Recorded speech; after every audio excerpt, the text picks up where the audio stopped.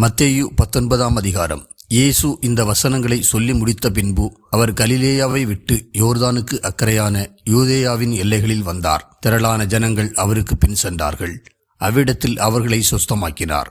அப்பொழுது பரிசேயர் அவரை சோதிக்க வேண்டுமென்று அவரிடத்தில் வந்து, புருஷனானவன் தன் மனைவியை எந்த முகாந்தரத்தினாலாகிலும் தள்ளிவிடுவது நியாயமா என்று கேட்டார்கள். அவர்களுக்கு அவர் பிரதித்திரமாக, ஆதியிலே மனுஷரை உண்டாக்கினவர் அவர்களை ஆணும் பெண்ணுமாக உண்டாக்கினார் என்பதையும், இது நிமித்தம் புருஷனானவன் தன் தகப்பனையும் தாயையும் விட்டு தன் மனைவியோடு இசைந்திருப்பான், அவர்கள் இருவரும் ஒரே மாம்சமாயிருப்பார்கள் என்று அவர் சொன்னதையும் நீங்கள் வாசிக்கவில்லையா? இப்படி இருக்கிறபடியினால் அவர்கள் இருவராயிராமல் ஒரே மாம்சமாயிருக்கிறார்கள்.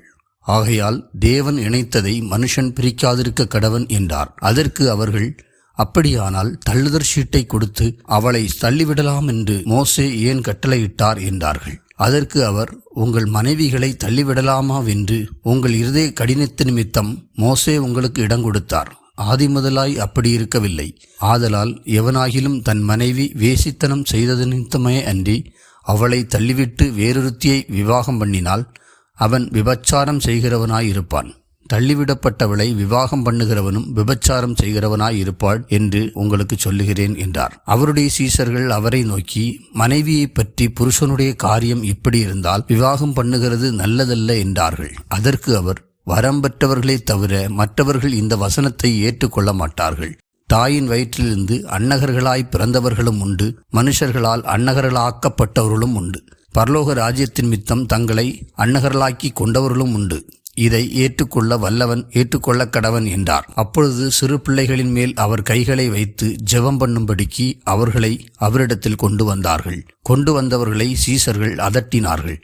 இயேசுவோ, சிறு பிள்ளைகள் என்னிடத்தில் வருகிறதற்கு இடங்கொடுங்கள், அவர்களை தடை பண்ணாதிருங்கள், பரலோக ராஜ்யம் அப்படிப்பட்டவர்களுடையது என்று சொல்லி அவர்கள் மேல் கைகளை வைத்து பின்பு அவ்விடம் விட்டு புறப்பட்டு போனார். அப்பொழுது ஒருவன் வந்து அவரை நோக்கி, நல்ல போதகரே, நித்திய ஜீவனை அடைவதற்கு நான் எந்த நன்மையை செய்ய வேண்டும் என்று கேட்டான். அதற்கு அவர், நீ என்னை நல்லவன் என்று சொல்வானேன்? தேவன் ஒருவர் தவிர நல்லவன் ஒருவனும் இல்லையே. நீ ஜீவனில் பிரவேசிக்க விரும்பினால் கற்பனைகளை கைக்கொள் என்றார். அவன் அவரை நோக்கி, எவைகளை என்று கேட்டான். அதற்கு இயேசு, கொலை செய்யாதிருப்பாயாக, விபச்சாரம் செய்யாதிருப்பாயாக, களவு செய்யாதிருப்பாயாக, பொய்சாட்சி சொல்லாதிருப்பாயாக, உன் தகப்பனையும் உன் தாயையும் கனம் பண்ணுவாயாக, உன்னிடத்தில் நீ அன்பு கூறுவது போல பிறனிடத்திலும் அன்பு கூறுவாயாக என்பவைகளையே என்றார். அந்த வாலிபன் அவரை நோக்கி, இவைகளையெல்லாம் என் சிறுவயது முதல் கை கொண்டிருக்கிறேன், இன்னும் என்னிடத்தில் குறைவு என்ன என்றான்.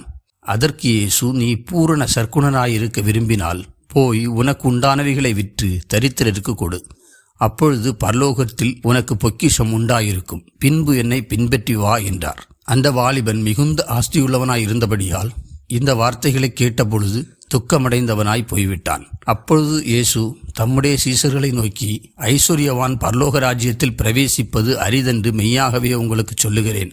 மேலும் ஐஸ்வர்யவான் தேவனுடைய ராஜ்யத்தில் பிரவேசிப்பதை பார்க்கிலும் ஒட்டகமானது ஊசியின் காதிலே நுழைவது எளிதாயிருக்கும் என்று உங்களுக்கு சொல்லுகிறேன் என்றார்.